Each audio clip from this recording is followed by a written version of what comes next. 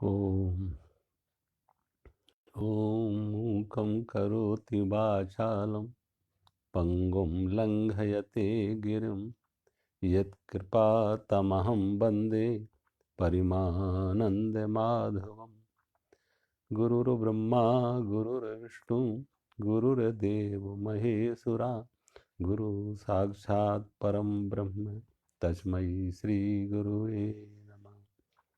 सर्वे भवन्तु सुखिनः सर्वे सन्तु निरामया सर्वे भद्राणि पश्यन्तु मा कश्चित् दुःखभाग् भवेत्।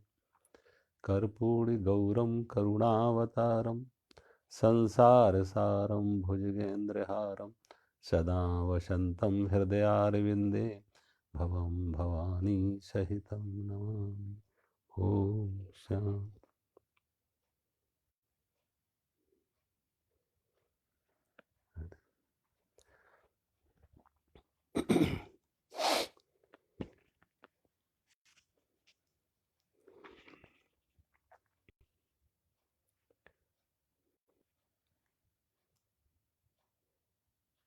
एक अध्याय 2 का श्लोक नंबर है 66।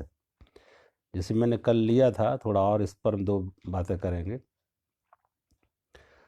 नास्ति बुद्धिरयुक्तस्य न चायुक्तस्य भावना न च भावयता शांति अशांतस्य कुतः सुखम।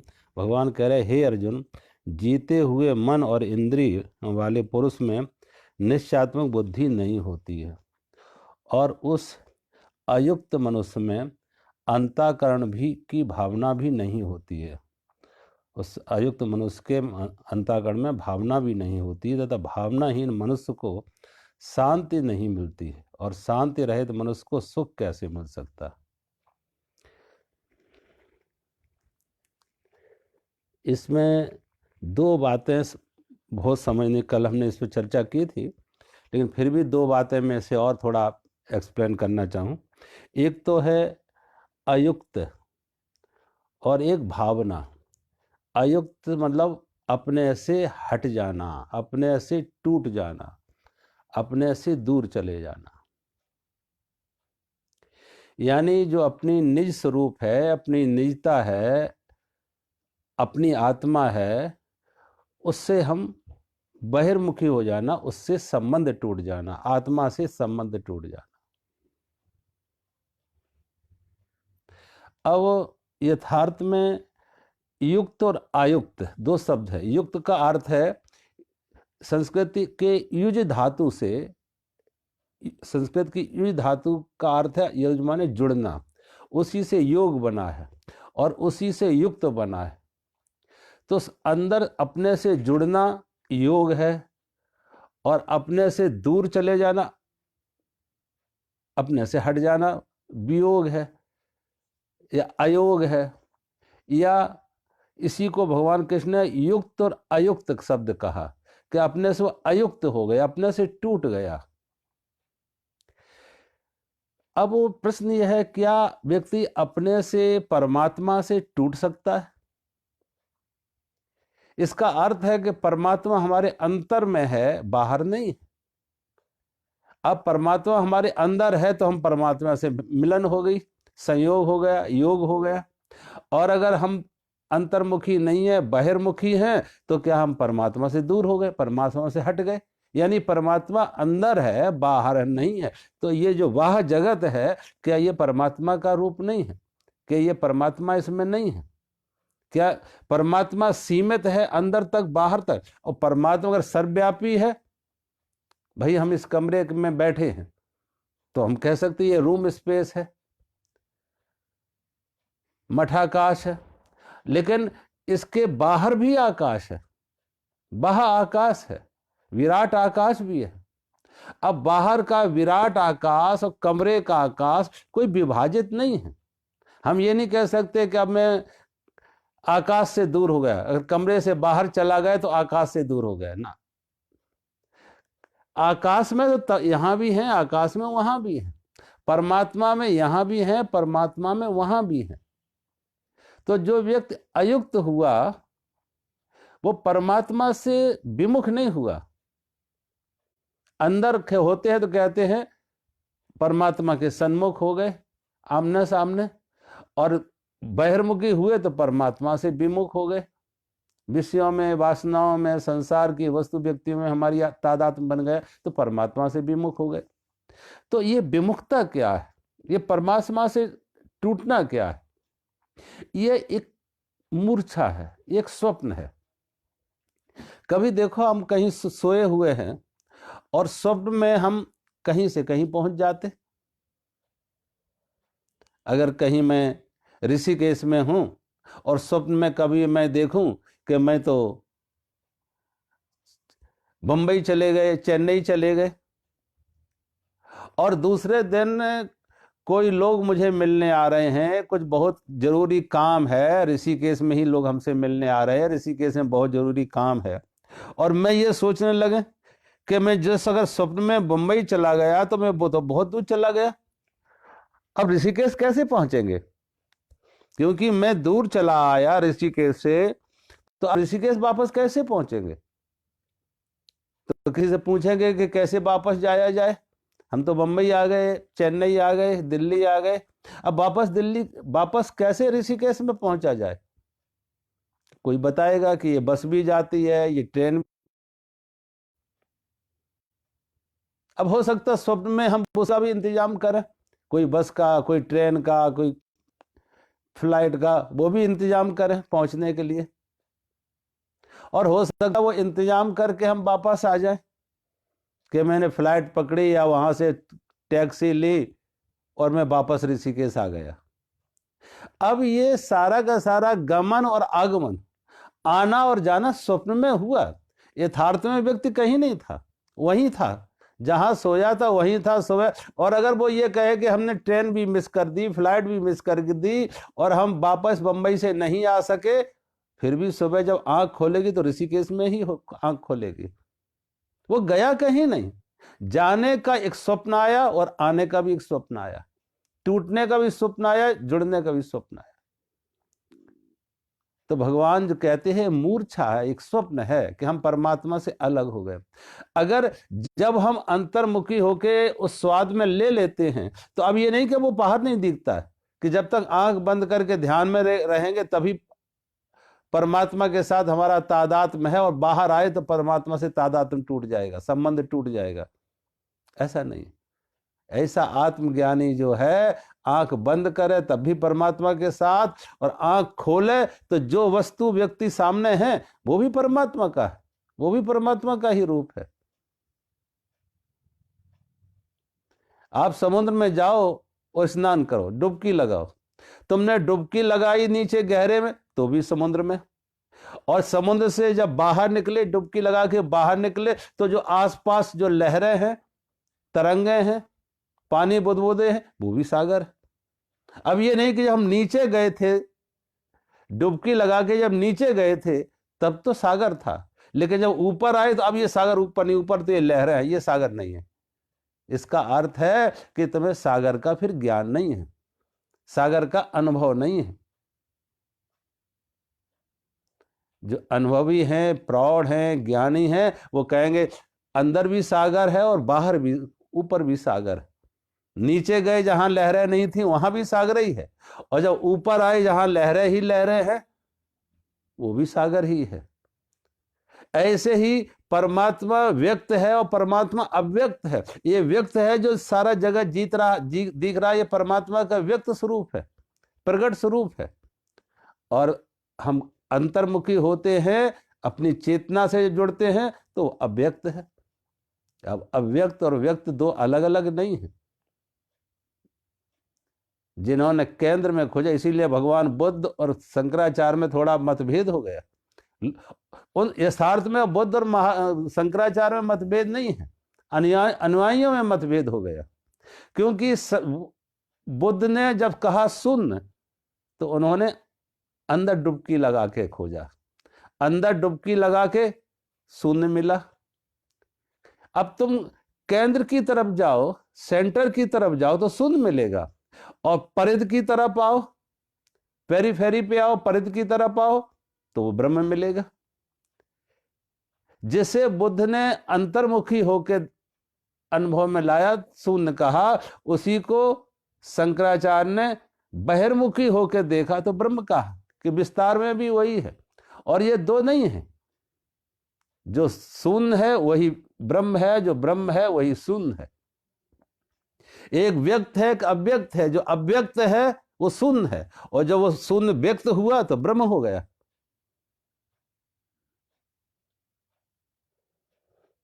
तो भगवान कहते हैं कि बस जो अपने से अंदर जुड़ा है, बाहर बहिर्मुखी हुआ। अब एक बात और यहां होती, कहती भगवान, कि जो व्यक्ति अपने से टूटा है, बहिर्मुखी है, अभी उसे अंदर का कोई स्वाद नहीं मिला, आत्मा का कोई बोध नहीं हुआ, अभी उसकी संबोधि नहीं जगी है, ऐसे व्यक्ति में क्या है, भगवान कहते हैं भावना नहीं होती है।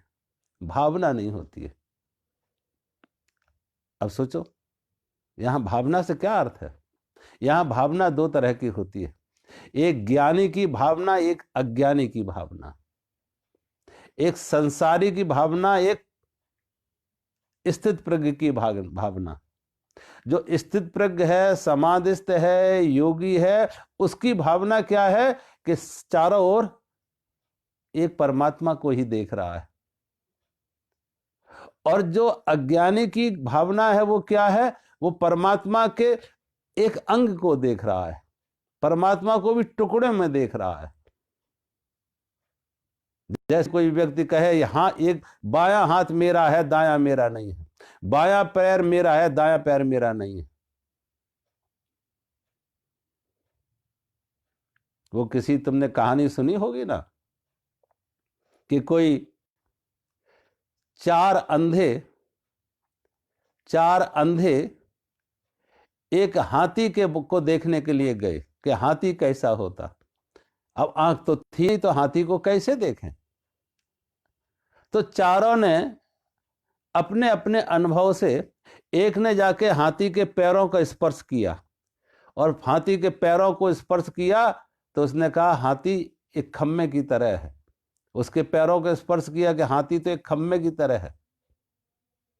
दूसरे व्यक्ति ने हाथी के कान का स्पर्श किया, और हाथी के कान का स्पर्श किया तो उसने कहा हाथी तो एक सूप की तरह है, जैसे हम अनाज साफ करने का सूप होता है, एक सूप की तरह हाथी। तीसरे व्यक्ति ने हाथी के पूरा का पूरा पेट का स्पर्श किया तो कहा हाथी तो पूरा गोल एक ढोलक की तरह है। और चौथे व्यक्ति ने हाथी की पूंछ का स्पर्श किया, हाथी की पूंछ का स्पर्श किया, वो कहता हाथी तो एक झाड़ू की तरह है। अब चारों ने जो जो बात कही है, ये सबके सब लक्षण हाथी के हैं।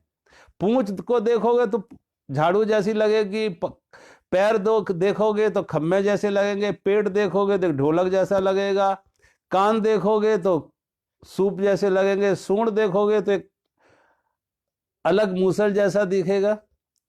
अब जैसे आंख है, वो हंसेगा उन अंधों की बात पर, वो कहेगा जो जो तुम लक्षण बता रहे हो वो सब हाथी है, सब मिला दो वही हाथी है।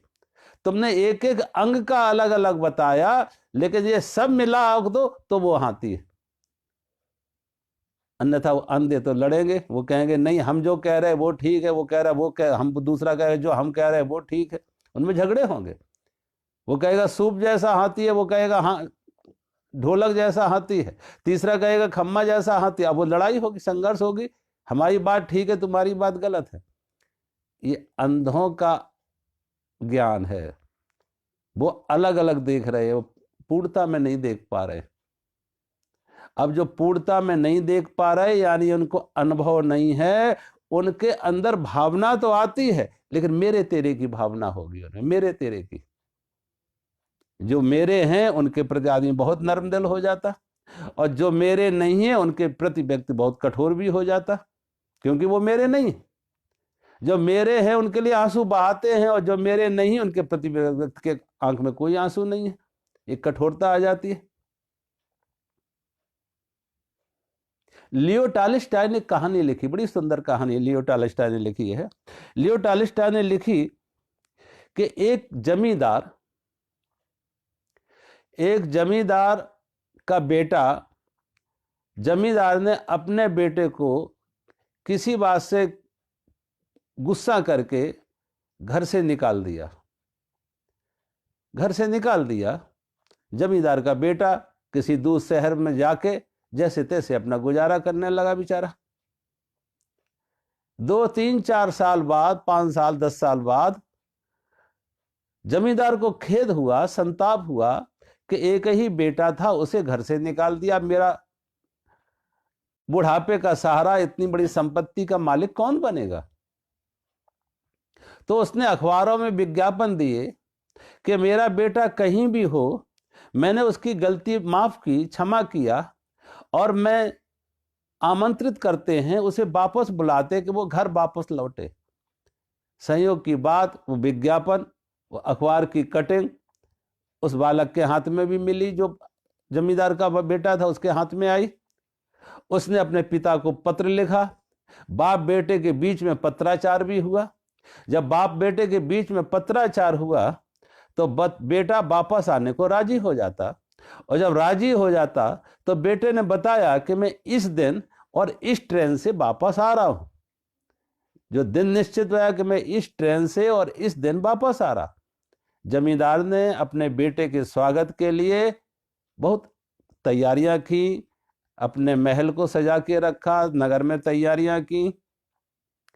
अब संयोग की बात के बाप थोड़ा दूर रहता था, मुख्य स्टेशन से, जो रेलवे स्टेशन था उससे दूर रहता था, तो वो थोड़ा देर से आया, और संयोग से गाड़ी थोड़ी समय से पहले आ गई। 2 घंटे पहले, 2 बजे गाड़ी आ गई, और 4 बजे वापस वो आया जमींदार बेटे को स्वागत करने, रिसीव करने। 2 घंटे पहले गाड़ी आ गई तो उस बालक ने सोचा कि मैं कहाँ रात व्यतीत करूं। वो स्टेशन के पास ही एक सराय थी, एक धर्मशाला थी, उस धर्मशाला में चला जाता। उसे एक जगह कमरा दे दिया तो वो वहां पे विश्राम करने लगता। अब जब ये जमींदार पहुंचा और जमींदार ने देखा ट्रेन तो आ गई है और आ चुकी है पहले से, और अब बेटा स्टेशन पे तो है नहीं, ना मालूम कहाँ होगा। सुबह खोज करेंगे, सुबह बेटे की खोज करेंगे, अब रात तो बितानी है। तो ये जमींदार भी उसी धर्मशाला में आता, उसी सराय में आता। जब उस सराय में, उस धर्मशाला में ये जमींदार आया तो सराय के नौकर ने कहा कि यहाँ कोई जगह नहीं है। अब कोई यहाँ जगह नहीं है, एक भी कमरा खाली नहीं है। इस जमींदार ने कहा तुम्हें मालूम नहीं है कि मैं जमींदार हूं, और मैं जमींदार हूं तो ये कमरा तो तुमको मुझे देना ही पड़ेगा। उसने जब उसे पहचाना, जमींदार है, बड़ा आदमी है, बड़ी ताकत वाला है, कमरा इसे दे, तो विचार करने लगा इसे कौन सा कमरा दूं। तो उसने सोचा कि अभी अभी 1-2 घंटे पहले एक सामान सा कोई आदमी आया है, जो देखने में कोई भिखारी जैसा लगता है, फटे पुराने कपड़े पहनने हैं, उसके रूप रंग से ऐसा लगता है जैसे कोई भिखारी हो।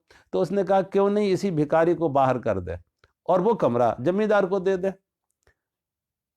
उस भिखारी को वापस कमरे से बाहर कर दिया, और कमरे से जब बाहर कर दिया वो कमरा जमींदार को दे दिया।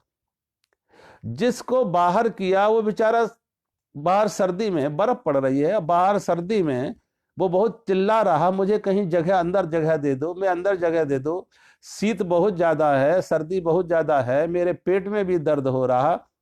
लेकिन जब उसने थोड़ा चिल्लाया, कुछ कहा, तो लोग, जमींदार ने और अपने नौकर भेज के कहा इसको बाहर करो सड़क पर, ये मेरी नींद में खलल कर रहा है, नींद खराब कर रहा है। जमींदार ने अपने नौकरों के द्वारा उस मजदूर को सड़क पर फेंकवा दिया, और संयोग की बात, उस मजदूर की सर्दी के कारण से, बर्फ के कारण से पेट दर्द हुआ और उसकी मौत हो जाती। जब उसकी मौत हो जाती तो जमींदार जैसी अपनी सुबह जगह फ्रेश होके बाहर बैठा था, हुक्का पी रहा था। अब बाहर सड़क पर जिसे रात फेंकवा दिया था इस जमींदार ने, उसकी लाश पड़ी हुई। तो लोग खोजने लगे ये कौन है और किसकी लाश है। ये कौन है और किसकी लाश है, कहां से आया था, कौन था। जब उसके थोड़े कपड़े अपड़े देखे, उसके जेब में देखा तो वो पत्र मिला जो जमींदार का भेजा हुआ पत्र था। और जब जमींदार का वो पत्र भेजा हुआ मिला तो लोगों ने पहचाना, ये तो जमींदार का ही बेटा है, जिसके स्वागत के लिए नगर सजाया गया था, जिसको लेने के लिए खुद जमींदार आया था, ये जमींदार का ही बेटा है। और जब जमींदार का ही बेटा है, जमींदार को खबर की, जो हुक्का पी रहा था बैठा, वो दौड़कर आया, अपने बेटे को पहचाना और अब छाती पीट के रोने लगा, छाती पीट के रोने लगा। और अब उस बेटे की लाश अंदर लेके जाता, जब जिंदा था तो बाहर फेंकवा दिया, अब उसकी लाश अंदर लेके जा रहा। और अब उसके कपड़े भी बदल रहा है कि जमींदार का बेटा है, नए कपड़े होना चाहिए, भले मर गया लेकिन नए कपड़े होना चाहिए, राजसी कपड़े होना चाहिए, कपड़े भी बदले जा रहे, अंदर स्थान भी दिया जा रहा, उसके मृतक शरीर को स्नान भी कराया जा रहा।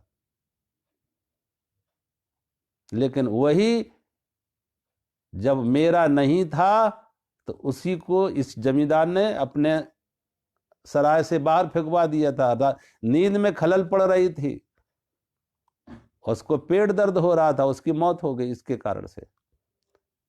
अब मेरा नहीं है तो आदमी कठोर हो गया, और मेरा है तो उसकी लाश को भी अब अंदर लेके आ रहा, लाश को भी कपड़े बदले जा रहे। सोचो, टॉलस्टॉय ने लिखा कि ये सही यथार्थ में ये हमारी खुद की, हमारी ही आत्मकथा है। टॉलस्टॉय ने लिखा कि ये मेरी आत्मकथा है। और टॉलस्टॉय ने आगे लिखा अपनी आत्मकथा में कि हमारी मां जब थिएटर में जाती थी, थिएटर देखने, नाटक देखने थिएटर में जाती थी मेरी मां,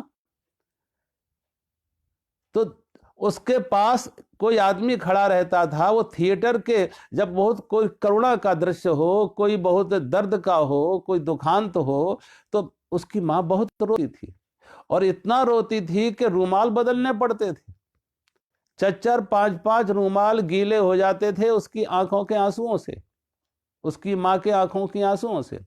और टॉलस्टॉय कहता कि मैं उसके बगल में बैठ के ये देखता था कि मेरी मां इतना रोती है, बड़ी भावना है मेरी मां में, कि कोई इस तरीके कारुणिक दृश्य आए, कोई बहुत हृदय स्पर्शी घटना हो, कोई बहुत दुखांत हो, तो मां इतना रोती है, इसके मन में बड़ी भावना है। लेकिन वही मां जो थिएटर में रोती थी, वही मां जब बाहर आती थी तो बाहर उसके लिए हर समय 6 घोड़ों की एक बग्घी खड़ी रहती थी, कि अमीर परिवार के थी, 6 घोड़ों की एक बग्घी खड़ी रहती थी कि किसी भी समय ये वापस अंदर से बाहर आए तो घोड़े तैयार हों, बग्घी तैयार हो उसको ले जाने के लिए।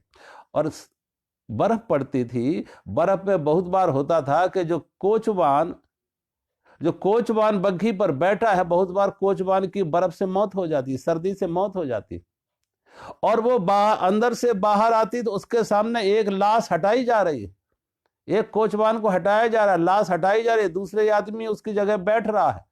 ऐसे बहुत बार ऐसा होता था कि कोचवान की मौत हो जाती थी और मां को कोई दर्द नहीं होता था, कोई आंसू नहीं आते थे। वही जो सिनेमा थिएटर में मां रोती थी, लेकिन वही मां बाहर आती, उसके सामने एक कोचवान की मौत हो गई सर्दी से, और दूसरा कोचवान उसकी जगह ले रहा है, और कोचवान की मृतक शरीर को, मुर्दे को हटाया जा रहा है, लेकिन उसके अंदर कोई दर्द नहीं, कोई हमदर्दी नहीं, कोई आंखों में आंसू नहीं। लियो टॉलस्टॉय लिखा कि ये हमदर्दी, ये भावना कितनी झूठी है। इस यथार्थ में भावना दो तरह की, एक भावना तुम्हारे प्रेम से निकलती है, और एक भावना तुम्हारे मोह से निकलती है। जो भावना हमारे मोह से निकलती है वो मेरे तेरे का विभाजन करेगा, ये मेरा है, ये तेरा है, ये अपना है, ये पराया है। जो अपने हैं उनके प्रति हम बहुत नर्म दिल हो जाते हैं, जो अपने नहीं है उनके प्रति हम कठोर हो जाते हैं। तो ये भावना नहीं, इसे एक तरह से कहना चाहिए मात्र एक सेंटिमेंट है, मोह से जनित है, मोह से पैदा हुई है, ये मेरे तेरे से प्रकट हुई है।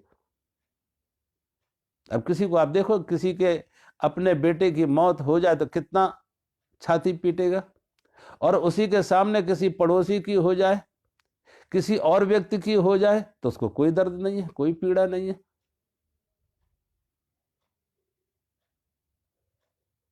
लेकिन जो आत्मज्ञानी हैं, आत्मज्ञानी हैं, जो अंदर से जुड़े हैं, उनका ये मेरा तेरा खत्म हो जाता है, ये विभाजन खत्म हो जाता है। उनको जो भाव होगा, जो प्रेम होगा, वो अंदर की करुणा से निकलता है, अंदर के प्रेम से निकलता है। और प्रेम में विभाजन नहीं, मोह में विभाजन है, मेरे और तेरे का, अपने और पराये का, राग द्वेष है। लेकिन जो प्रेम से भाव प्रकट हुआ है, भावना जो प्रेम से प्रकट हुई है, उसमें विभाजन नहीं है, मेरे और तेरे का नहीं है, वो सबके प्रति है, सबके प्रति। उसमें कोई दो नहीं। अद्वेष्टा सर्वभूता नाम मैत्री करुण एवं, भगवान कहते हैं अद्वेष्टा सर्वभूता नाम, प्राणी मात्र के प्रति करुणा, प्राणी मात्र के प्रति करुणा, किसी के प्रति द्वेष नहीं, किसी के प्रति बैर नहीं, मैत्री करुण, सब प्राणी मात्र के प्रति मैत्री का भाव, करुणा का भाव। आत्मवत् सर्वभूतेषु, अपने ही तरह सबको मानना, अपनी तरह ही सबको जानना। वहां जो ऐसे जो आत्मज्ञानी है, ब्रह्मदर्शी है, ऐसे व्यक्ति की जो करुणा प्रेम से प्रकट होती है, वो भाव, वो भावना प्रेम से प्रकट होती है। और जो अज्ञानी हैं, संसारी हैं, उनकी भावना मोह से पैदा होती है, वो विभाजन करेंगे मेरे और तेरे का। वहां हम नर्म दिली है, नर्म दिल भी है तो कठोरता भी है। लेकिन यहां कठोरता नहीं रहती है, यहां सबके प्रति नर्म दिल है, सबके प्रति नर्म दिल है। तो भगवान कहते ऐसा व्यक्ति जो अपने से अयुक्त है, जो अपने से टूटा हुआ, उसके अंदर भावना नहीं है। और यह भावना किसके अंदर होती है? जो अपने से जुड़ा है, आत्मज्ञानी है, जो अपने से जुड़ा है, अपनी आत्मा से जुड़ा है, और अपनी ही आत्मा का विस्तार उसने बाहर देखा हर नाम रूप में। वो अपने से जो जुड़ा है, युक्त हुआ, उसमें भावना है। और जो अपने से अयुक्त हुआ, जो अपने से टूटा है, वो परमात्मा से टूटा है। और परमात्मा से टूटने का अर्थ यही है कि वो एक मूर्छा में है, एक मोह की मूर्छा है, एक मोह के स्वप्न है। उसका टूटना भी, अयुक्त होना भी एक स्वप्न है, और स्वप्न में ही उसकी भावनाएं बन रही हैं। मैंने पिछली बार कहा था, किसी ने वो रो रहा है कि मेरा घर जल गया, और जब मालूम होता कि मेरा नहीं है तो कोई दुख नहीं है। तो मेरा नहीं है।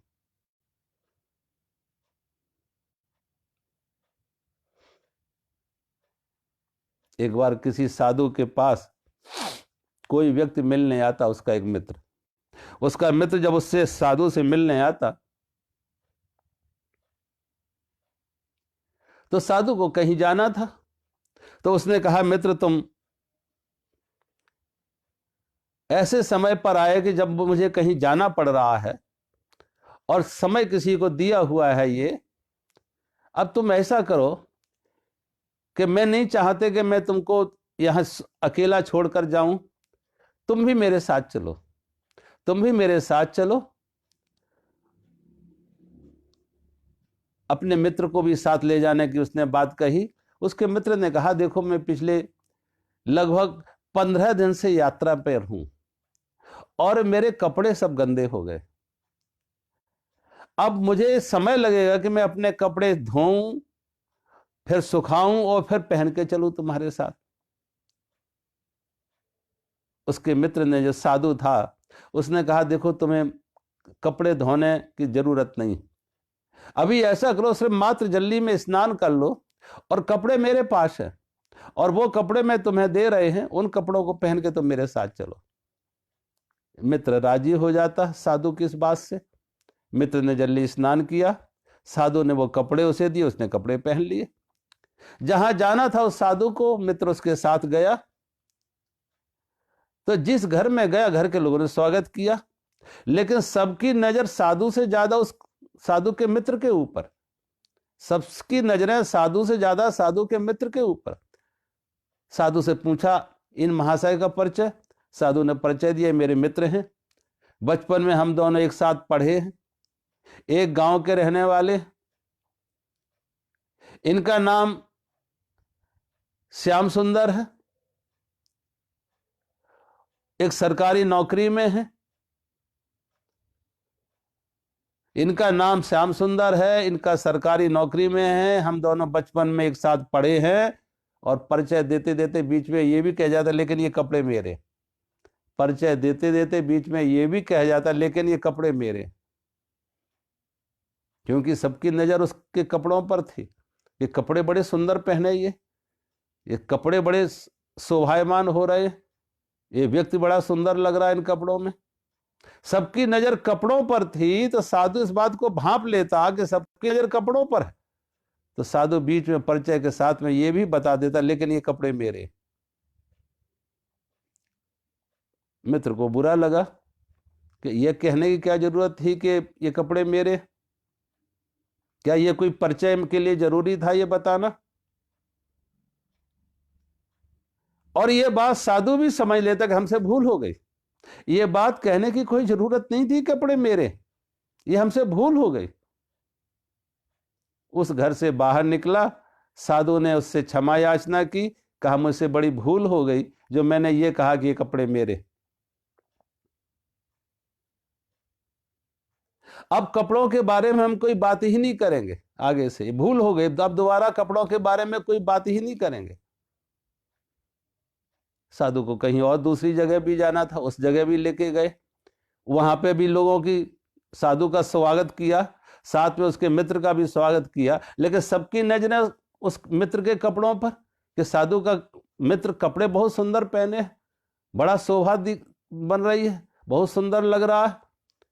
तो साधु ने यहां भी परिचय कराया, लोगों ने परिचय पूछा, आपका परिचय? तो साधु ने बताया मेरे बचपन के मित्र हैं, श्याम सुंदर इनका नाम है, हम दोनों एक साथ पढ़े हैं, सरकारी नौकरी में है।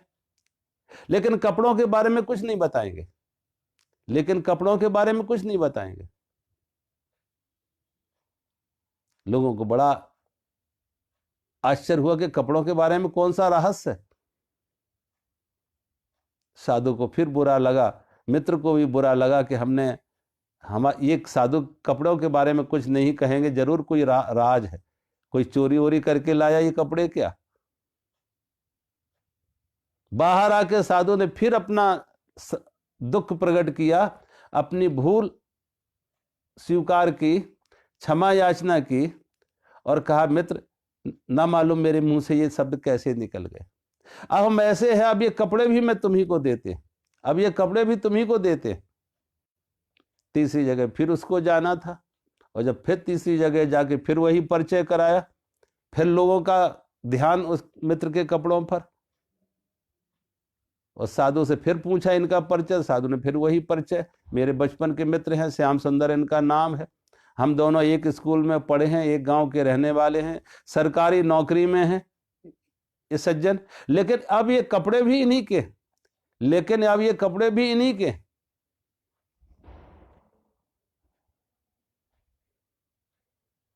फिर साधु को भूल हुई कि ये कहने की क्या जरूरत, परिचय के साथ कपड़े इन्हीं के हैं ये कहने की कहां जरूरत थी। यानी पहले नहीं थे, अब इन्हीं के।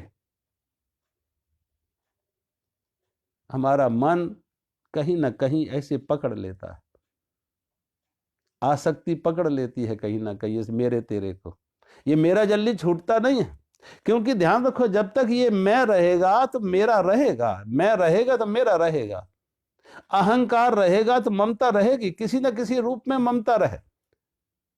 बहुत बार हम सोचते हैं कि हम, अब तमाम लोगों को देखो, आज के दुकानदारों को देखो या और बहुत लोगों को देखो, उनकी दुकानों में जब पूछे ये दुकान किसकी है, मालिक कौन है, कहा हमारा सब आपका ही, सब आपका ही, ये दुकान आपकी। अब जो कह रहे हैं आपकी दुकान है, आप ही की सब कुछ है, लेकिन सोचो यथार्थ में ऐसा कुछ उनके मन में है? ये सब शब्द हैं ऊपर ऊपर के। अगर आपकी दुकान है और उनसे तुम उनकी कपड़े की दुकान से 1 मीटर कपड़ा भी लेना चाहो तो उसमें भी मुफ्त में क्या देना, क्योंकि कपड़े ये नहीं कहेंगे मुफ्त में ले जाओ क्योंकि आपकी दुकान है, मुफ्त में ले जाओ, बल्कि उस पर भी ज्यादा पैसा कैसे लगा ले। ये शब्द शब्द होते हैं, अंदर से कोई अनुभूति नहीं है, अंदर से कोई बात ऐसा नहीं है। तो भगवान कहते ऐसे लोगों में भावना जो है वो बाहर बाहर की, जो अंदर से जुड़े हैं उनका मेरा तेरा खत्म हो जाता है। जिन्होंने अंदर से अनुभूत हुई है, जिनसे जिनकी संबोधि जगी है, और जिनकी संबोधि जगी है अब उनके लिए कोई पराया नहीं रहा, अब कोई पराया नहीं रहा, एक अपने ही आत्मा का विस्तार सब और। तो भगवान कहते हैं जो अयुक्त हैं उनमें भावना का अभाव है, और जो अपने से युक्त हो जाते हैं उनके अंदर प्रेम प्रकट हो जाता है, और फिर प्रेम में विभाजन नहीं है, मोह में विभाजन है, प्रेम में विभाजन नहीं। फिर जब है मैं ही मैं है, मैं ही मैं है, सब कुछ मेरा ही है, एक परमात्मा का ही विस्तार है, अनेक अनेक रूपों में एक परमात्मा का ही विस्तार है। मुझ में राम, तुझ में राम, राम ही राम समाया, सबसे कर लो प्यार, जगत में कोई नहीं पराया। मुझ में राम, तुझ में राम, राम ही राम समाया, मुझ में राम, तुझ में राम, राम ही राम समाया, सबसे कर लो प्यार, जगत में कोई नहीं पराया, कोई नहीं पराया। जितने हैं संसार के प्राणी, एक है सबकी ज्योति, एक बाग के फूल हैं सारे, एक माला के मोती, एक ही कारीगर ने सबको एक मिट्टी से बनाया, सबसे कर लो प्यार, जगत में कोई नहीं पराया, कोई नहीं पराया। तुझ में राम, मुझ में राम, राम ही राम समाया, सबसे कर लो प्यार, जगत में कोई नहीं पराया। एक बाप के बेटे हम सब, एक हमारी माता, और दाना पानी देने वाला एक हमारा दाता। फिर न जाने किस मूर्ख ने लड़ना हमें सिखाया, सबसे कर लो प्यार, जगत में कोई नहीं पराया, कोई नहीं पराया। तुझ में राम, मुझ में राम, राम ही राम समाया, सबसे कर लो प्यार, जगत में कोई नहीं पराया। ऊंच नीच और जात पात की दीवालों को तोड़ो, ऊंच नीच और जात पात की दीवालों को तोड़ो, बदला जमाना खुद भी बदलो, बुरी आदतें छोड़ो, जागो और जगाओ सबको, समय है ऐसा आया, सबसे कर लो प्यार, जगत में कोई नहीं पराया, कोई नहीं पराया। तुझ में राम, मुझ में राम, राम ही राम समाया, सबसे कर लो प्यार, जगत में कोई नहीं पराया, कोई नहीं पराया। भगवान कहते हैं कि जो अयुक्त हैं वो उनके अंदर भावना नहीं है, जो अपने युक्त हैं, अंदर से जुड़े हैं, आत्मज्ञानी हैं, स्थित प्रज्ञ हैं, समाधिस्थ हैं, जिन्होंने उस आत्मज्ञान का अनुभव लिया, जिनको संबोधि जगी, अब उनके लिए पराया कोई नहीं रहा, पराया ही नहीं रहा कोई। सब आत्मवत् सर्वभूतेषु, सभी में सभी अद्वेष्टा सर्वभूतानाम, सभी प्राणियों में उनको अपनी ही आत्मा का, अपनी ही चेतना का, अब एक परमात्मा का सम्यक भाव बन गया। भगवान कहते ऐसे व्यक्ति में अयुक्त व्यक्ति में भावना नहीं है, और जो युक्त है उसमें भावना ही भावना है। और जिसमें भावना है वो संसार के दुखों से मुक्त होगा। जो भावना से रहित है, भगवान कहते हैं उसके लिए वो अशांत है। जो भावना से रहित है वो अशांत है, और जो अशांत है उसको सुख कैसे? जो भावना रहित है, जिसमें भावना नहीं है, जो अपने से अंदर से जुड़ा नहीं है, संबोधि नहीं जगी है, मेरे तेरे का विभाजन है, राग द्वेष है, उसके अंदर अशांति है। उसे शांति कहाँ होगी? और जो अशांत है, भगवान कहते हैं वो सुखी कैसे होगा? अशांतस्य कुतः सुखम। क्योंकि सुखी वही होता जिसके अंदर से भावना जगती है। और जब भावना कब जगती है? जब मैं और मेरा खत्म हो जाता, अपने अंदर से जुड़ जाता, मैं मेरा खत्म हो जाता, अपने अंदर से जुड़ जाता, मोह टूट जाता, प्रेम प्रकट हो जाता। तो ऐसे व्यक्ति को जो प्रेम है वो अपने अंदर से जुड़ा, उसके मन को शांति है, उसके जीवन में सुख है। और जो अपने अंदर से टूटा हुआ है, बहिर्मुखी है, उसमें भावना का अभाव है, उसके मन में अशांति है। और जो मन में अशांति होगी तो सुख कहाँ होगा? अशांतस्य कुतः सुखम। भगवान आगे श्लोक में कहते उसी बात को कहा, इसको मैंने कल भी लिया था। इंद्रियाणाम ही चरताम यन्मनो अनुविधीयते तदस्य हरति प्रज्ञाम वायुर्नाव इमाम भसी। भगवान कहते हैं जैसे जल में चलने वाली नाव को वायु हर लेती है, वैसे ही विषयों में विचरती हुई इंद्रियों में से मन जिस इंद्रिय के साथ रहता हुआ एक ही इंद्रिय इस अयुक्त पुरुष की बुद्धि को हर लेता। अयुक्त पुरुष, ये बुद्धि किसकी को हरण करती है?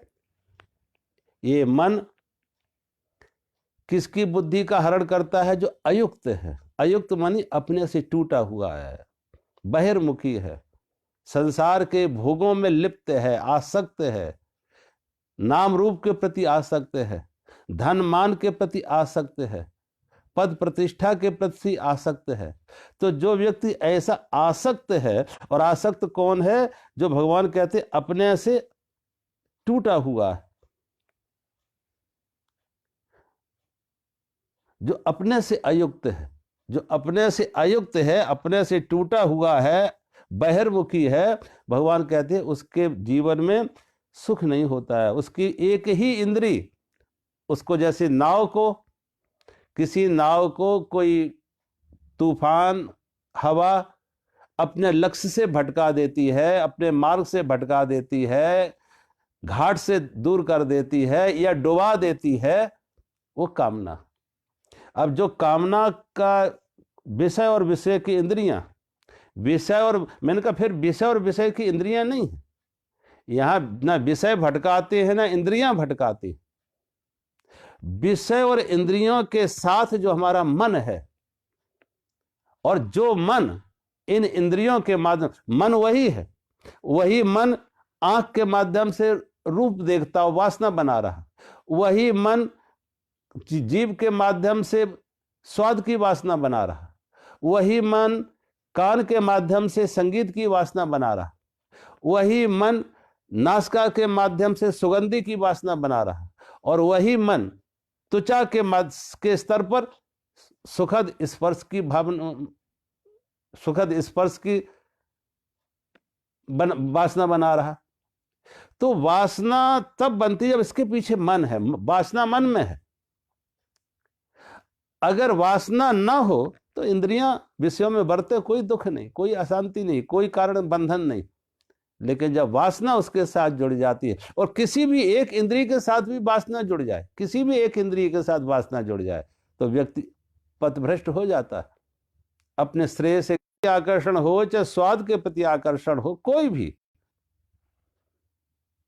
मन के प्रति, मन में भी जो तरह तरह की वासनाएं हैं, धन की चाह, पद की चाह, प्रतिष्ठा की चाह। अब कभी धन की ऐसी चाह हो, ऐसी गहरी वासना हो कि आदमी कोई भी अनर्थ करने को तैयार है। पद की कोई ऐसी वासना हो कि उस पद की प्राप्ति के लिए व्यक्ति कुछ भी अनर्थ करने को तैयार है। तो भगवान कहते जहां उसका मन में चाह हुई, वस्तु और व्यक्ति की, पद और प्रतिष्ठा की जहां चाह हुई, और वो चाह इतनी बलवती हो जाती है, इतनी मजबूत हो जाती है कि हमारी बुद्धि का भी हरण कर लेती है, बुद्धि को भी भटका देती है। नाव के ऊपर नाविक मल्लाह होते हुए भी वायु के वेग मल्लाह सहित नाव को दूर ले जाती है, ऐसा वायु का वेग। ऐसे ही हमारी बुद्धि है मल्लाह के रूप में, केवट के रूप में, नाविक के रूप में, लेकिन कभी कभी बुद्धि भी मन के इस वेग को सहन नहीं कर पाती है और बुद्धि भी मन के वेग में विचलित हो जाती है, लक्ष्य से भटक जाती है, भोगों के प्रति आसक्त हो जाती है। अगले श्लोक में भगवान कहते हैं, तस्मादस्य महाबाहु निगृहीतानि सर्वसा इंद्रियाणि इंद्रियार्थेभ्य तस्य प्रज्ञा प्रतिष्ठिता। इसलिए हे महाबाहु, भगवान कह रहे हे महाबाहु अर्जुन, जिस पुरुष की इंद्रियों के विषयों से सब प्रकार से निग्रह की हुई हैं, उसकी बुद्धि स्थिर हो जाती है। भगवान कहते हैं अर्जुन, जिस पुरुष की इंद्रियों के विषयों से सब प्रकार निग्रह की हुई हैं, उसकी बुद्धि स्थिर है। यानी इंद्रियां हैं और इंद्रियां के विषय भी हैं, इंद्रियां हैं, इंद्रियों के विषय भी हैं, लेकिन साथ में विवेक है, बुद्धि है, और विवेक से, बुद्धि से उन इंद्रियों को बस में किया हुआ है, निग्रह किया हुआ है, कंट्रोल किया हुआ है विवेक से। बहुत बार हम अविवेक से करते हैं दमन, अविवेक से करते हैं तो इंद्रियों का दमन करते हैं। अब आंख से रूप नहीं देखना है, अंदर तो रूप की चाह है, वासना है, लेकिन जबरदस्ती बंद कर रहे, वो वासना होगी। कोई भी भोग इच्छा, वो तो भगवान कहते ऐसे ही दुखदाई है कि विषयों का तो अंदर से चिंतन हो रहा है, ऊपर से उसको रोक रहे।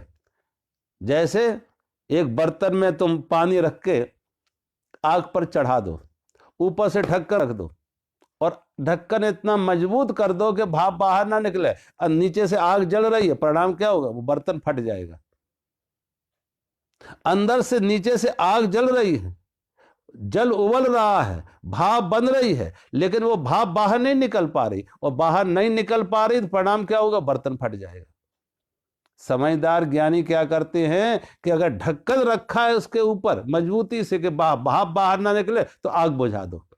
अगर आग बुझ गई तो ढक्कन रखा रहने दो, कोई बात नहीं, कोई फटने के डर नहीं। तो भगवान यहां, आग जल रही है, विषयों का चिंतन तो चल रही है, विषयों की वासना तो है, लेकिन ऊपर से इंद्रियों का दमन किया है, तो भगवान कहते हैं ये घातक होगा, ये दमन है, इसके दुष्परिणाम आएंगे, ये विस्फोट करेगा। तो भगवान कह रहे हैं लेकिन जिसने आग ही बुझा दी, वासना ही जिसकी खत्म हो गई, और वासना जब कब खत्म हो जाती? विवेक से, समझ से, कि हमारे लिए हित क्या है, अहित क्या है, शुभ क्या है, अशुभ क्या है, लाभ कहाँ, हानि कहाँ, विष क्या, अमृत क्या। जब ये विवेक जागृत हो गए, विष क्या, अमृत क्या, आंख खुली हो, किसी घर में आग लगी हो, सोचो आग लगी हो किसी घर में, और आदमी बैठा हो आराम से, तो जिस क्षण उसे यह पता लगे कि आग लगी, वो छलांग लगा के बाहर भागेगा। फिर वो आराम से नहीं आएगा, धीरे धीरे आए, रुक रुक के आए, या कहे आधा घंटे और लेटे रहे हैं। और किसी को कहने की जरूरत नहीं है कि भाई तुम्हारे घर में आग लगी हो, निकल आओ कृपा करके कि तुम्हारे घर में आग लगी है। जिस क्षण उसे अनुभव हुआ, ज्ञान हुआ, समझ आई, आंख ने देखा आग लगी, किसी को बताने की जरूरत नहीं। वो समझ नहीं लगेगा कि चलो आएंगे, धीरे धीरे आएंगे, अभ्यास करेंगे बाहर आने का, ये नहीं कहेगा कि बाहर आने का अभ्यास करेंगे धीरे धीरे। आज हम लोग जब कहते हैं इसका अभ्यास करेंगे, क्रोध कम करने का अभ्यास करेंगे, भगवान के भजन का अभ्यास करेंगे, संसार से मुक्त होने का अभ्यास करेंगे, जब तक ये संसार संसार लग रहा है, इसमें सुख लग रहा है, अमृत लग रहा है, तो अभ्यास चलेगा। अभ्यास तो एक बहाना है, कोशिश का। बहुत लोग कहते हैं, वो कहते हैं कोशिश करेंगे। कोशिश का अर्थ है कि नहीं करेंगे, अन्यथा दो बार कोशिश शब्द है ही नहीं। यह तो करना है या ना करना है, यह तो करना है या ना करना है। लेकिन जब आदमी कहता है कोशिश करना है, तो कोशिश भी ना करने का भाग है। जब वो कहेगा, प्राय तुम देखो, जिस व्यक्ति ने कभी ये कहा कि कोशिश करेंगे नहीं, वो नहीं करेगा। अन्यथा करना और ना करना दो ही बातें होती। कोशिश जैसा कोई शब्द झूठा है, एक बहाना है। जब कोई कह रहा है हम त्याग की कोशिश करेंगे, हम वैराग्य की कोशिश करेंगे, हम क्रोध ना करने की कोशिश करेंगे, इसका अर्थ है उसकी पीड़ा को वो नहीं समझ रहा, अभी विष को विष नहीं समझा है, अभी उसको अमृत लग रहा है। इसलिए छोड़ेंगे धीरे धीरे अभ्यास करके। जिस दिन उसे समझ में आ जाती है आग लगी है, ये विष है, जब आग दिख गई तो अब ये नहीं कहेगा बाहर निकलने की कोशिश करेंगे, ये नहीं कहेगा कि बाहर निकलने की कोशिश करेंगे। एक क्षण में छलांग लगाता बाहर निकल, आग लगी। जिस दिन समय, जिस परिस्थिति जब समझा कि ये तो जहर है, और जहर है तो छलांग लगाएगा, फेंकेगा। ये नहीं कहेगा कि अभ्यास करेंगे, धीरे धीरे करेंगे, कोशिश करेंगे। ये कोशिश शब्द तभी तक रहती है जब तक हमने उसको यथार्थ में उसका अनुभव नहीं हुआ, ज्ञान नहीं हुआ है। सोए सोए हमने उसको सुना है और सोए सोए हमने माना है, जाना नहीं है। सुना भी सोए सोए, माना भी सोए सोए, अनुभव में नहीं आएगी विष है,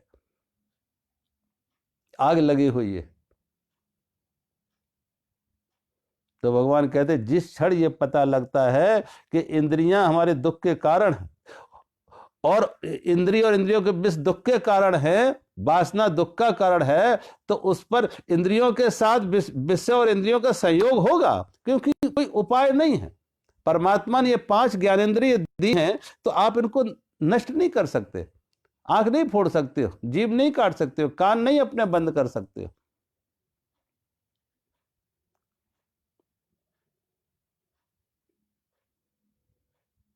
तो इसलिए भगवान कहते यहां पर उसने क्या किया कि निग्रह किया विवेक से। एक मतवाला हाथी, देखो कितना बड़ा हाथी, इतना बड़ा ताकत वाला हाथी होता है, लेकिन छोटा सा अंकुश उस हाथी को बस में करके रखता। छोटा सा अंकुश उस हाथी को बस में करके रखता। ऐसे ही आदमी के साथ भगवान ने अंकुश दिया है विवेक का।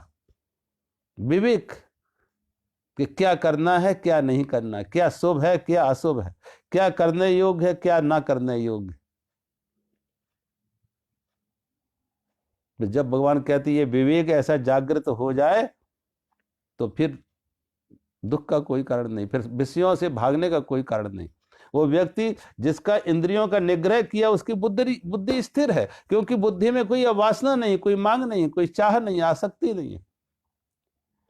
अगला श्लोक में भगवान कह रहे या निशा सर्वभूतानां तस्याम जागर्ति संयमी यस्याम जागर्ति भूतानि सा निशा पश्यतो मुने। भगवान कहते हैं हे अर्जुन, जो संपूर्ण प्राणियों के लिए जो रात्रि के समान है, उस नित्य ज्ञान स्वरूप परमानंद की प्राप्ति में स्थित प्रज्ञ योगी जागता है, और जिस नाशवान सांसारिक सुखों की प्राप्ति में सब प्राणी जागते हैं, परमात्मा तत्व के जानने वालों के मुनि के लिए वह रात्रि के समान है। या निशा सर्वभूतानां तस्याम जागर्ति संयमी।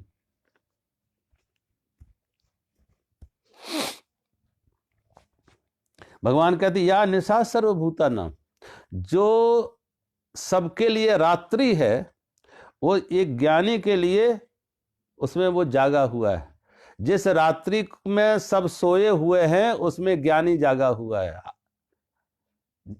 अज्ञानियों के लिए वो रात्रि है, लेकिन ज्ञानी उसमें जागा, वो सोए हुए हैं तो ज्ञानी जागा हुआ है।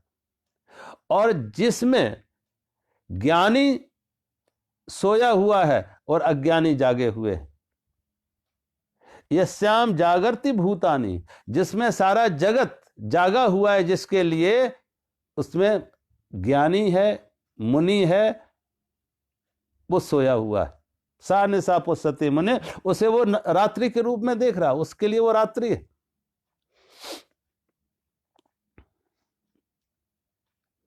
अब इसे देखो, सारी दुनिया की मांग, सारी दुनिया की चाह क्या है?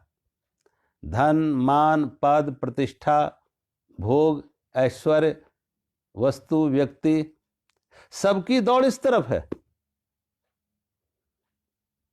लेकिन कोई बिरले होते हैं जो इनसे दूसरी तरफ जाते हैं, बहिर्मुखी ना होकर अंतर्मुखी होने की बात करते हैं, बहिर्मुखी ना होकर अंतर्मुखी होने की बात करते हैं, आत्मज्ञान की बात करते हैं।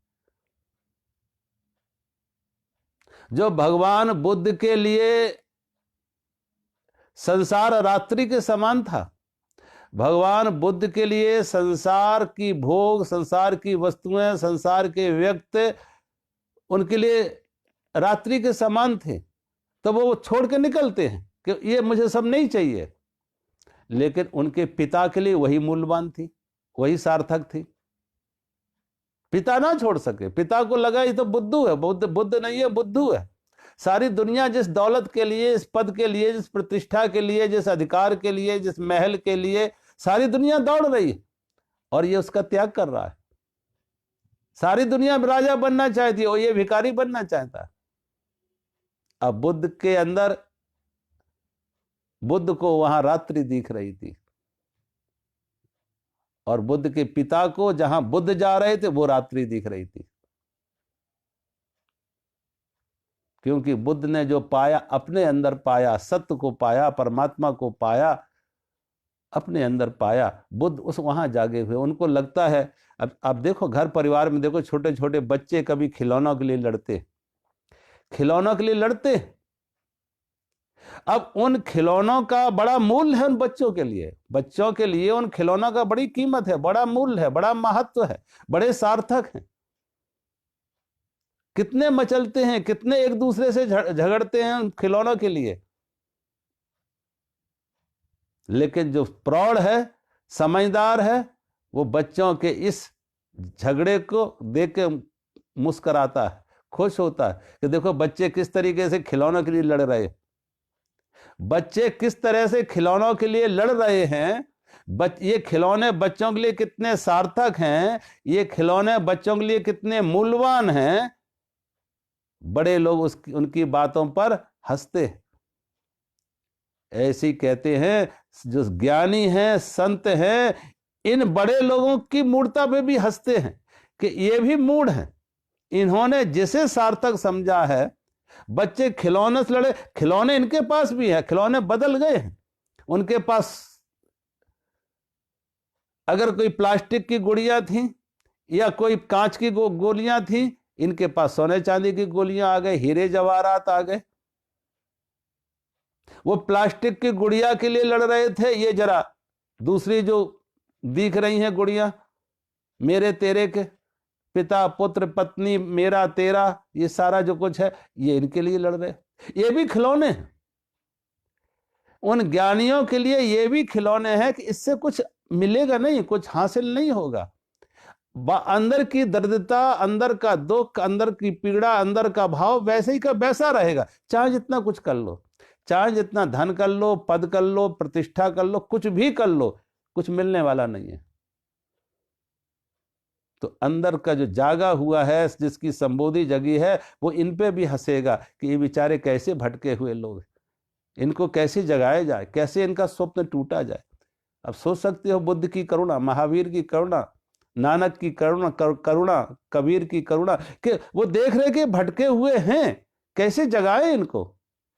जिसे ये सत्य माने वो सत्य नहीं है, स्वप्न है। और जिसे ये धन मान रहे वो धन नहीं है, वो धोखा है कि वो छूट जाएगा, छिन जाएगा। अंदर की दर्दता नहीं जाएगी। अंदर की दर्दता जिससे जाए, अंदर से तृप्ति जिसे आए और मौत भी जिसे छिना ना सके, असल धन जो है, असल जो संपदा है, वो अपने अंदर। भगवान बुद्ध ने वो धन पाया, महावीर ने वो धन पाया, नानक ने, कबीर ने वो धन पाया जो अपने अंदर था। ऐसी संपदा जो मौत छिना ना सके। तो जिन्होंने वो धन पाया है, वो ये सोने चांदी हीरे जवाहरात वाले खिलौनों के लिए उनसे सोचते हैं कि विचारों को कैसे जगाएं, ये तो बालक जैसे हैं, इन खिलौनों के लिए लड़ रहे। तो ये संसार की वस्तु व्यक्ति उनके लिए रात्रि के समान,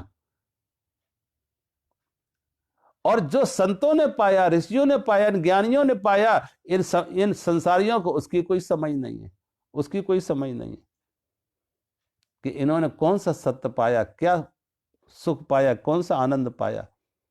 कभी कभी मुझे भी ऐसे लोगों को देख के लगता कि बेचारे सारा जीवन धन की दौड़ में, पद की दौड़ में, प्रतिष्ठा की दौड़ में, और बिस्तर है और नींद ना ला सके, सुविधा है और शांति ना ला सके, तो क्या कहोगे? इसे सक्सेस कहोगे, ज्ञान कहोगे, उपलब्धि कहोगे, सफलता कहोगे?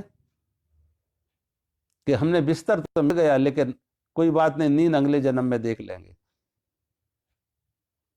भोजन मिल गया, भोजन खाने की सुविधा नहीं है, लेकिन चलो अगले जन्म में खा लेंगे, इकट्ठा कर लिया हमने, जो इकट्ठा कर लिया वो फिर यहीं छूट जाएगा, ये पिछले अगले जन्म में काम नहीं आएगा जाके कि तुम्हारे साथ जाए। तो मैंने कहा ना, नानक ने एक सुई दी थी उस अमीर आदमी को कि एक सुई मरने के बाद तुमसे ले लेंगे, वो एक सुई ना ले जा सके। तो भगवान कहते हैं ऐसे जो आत्मज्ञानी हैं, इनकी बचकानी बातों के लिए, चाइल्डिश, इनके बचकानी बातों के लिए, इनके लिए कितना इसमें महत्व है, कितना मूल्य है, कितना सार्थक लग रहे हैं खिलौने जो छूटने छिनने वाले हैं। आज नहीं तो कल मौत छिना लेगी, छूट जाएंगे, लेकिन सारा जीवन दांव पे लगा देते हैं इनके लिए, सारा जीवन दांव पे, एक एक श्वास सारा जीवन दांव पर लगा देते हैं। हाँ तो कुछ नहीं आता, मौत आती है तो वही दरिद्रता, वही अभाव, वही अतृप्ति जो पहले थी दूसरों के साथ। एक भिखारी और राजा के मरने में कोई फर्क नहीं है। भिखारी भी अतृप्त होके जा रहा है और सब कुछ छोड़ के जा रहा है, खाली जा रहा है, ये राजा भी खाली जा रहा है, अतृप्त होके जा रहा है, सब कुछ छोड़ के जा रहा है। ये सारा खेल कुछ समय के लिए यहां था, साथ कुछ नहीं गया। दोनों की अतृप्ति एक जैसी है, दोनों का अभाव एक जैसा है, दोनों का अशांति असंतोष एक जैसा है। फिर इतना समय लगाए, इतनी शक्ति लगाई, इतनी भागदौड़ लगाई, फिर पाया क्या? पाया क्या? वो खाली तुमने जो नदी के किनारे, समुद्र के किनारे बालू पर महल बनाए थे, और बालू पर जो महल बनाए सागर की एक लहर ने सब बराबर कर दिया। कल वो मौत की लहर उठेगी, सारा किया हुआ बराबर कर देगा। तो भगवान कहते हैं उनके लिए, जिनके लिए या निशा सर्वभूता नाम, जो सभी के लिए रात्रि है, वो आत्मज्ञान की संबोधि की अवस्था, लेकिन ज्ञानी के लिए वो सार्थक, ज्ञानी उसमें जागा हुआ है। और जो संसार की वस्तु भोगों के लिए संसार जागा हुआ है, आतुर है कुछ पाने के लिए, ज्ञानी की उपेक्षा उस तरफ, ज्ञानी उदासीन है उस तरफ से, ज्ञानी के लिए उसमें कोई रस नहीं है। तो आज कथा को यहीं विराम देते हैं। मेरा सभी को बहुत बहुत प्रणाम, शुभकामनाएं। हरि